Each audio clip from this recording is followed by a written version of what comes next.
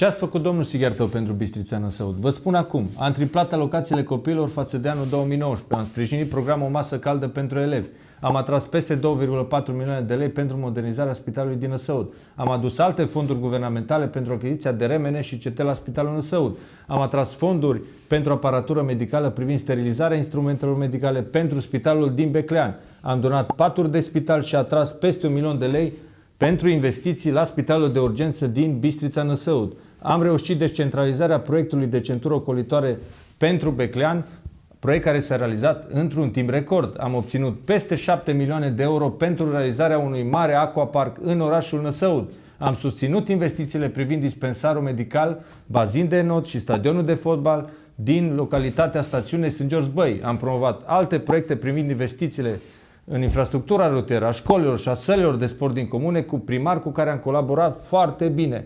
Am eliminat supraimpozitarea contractelor part-time, din păcate o măsură reintrodusă de PSD. Am reușit să eliminăm plafonarea cash-ului. Am eliminat supraacciza la carburanți. Am depus în Parlament cel mai amplu proiect de susținere a natalității din România. Am promovat și apărat valorile moral creștine și a familiei în orice situație în care m-am aflat. Poți vedea toate aceste proiecte pe site-ul meu, dar și toate celelalte care sunt în desfășurare. Intră pe site-ul meu.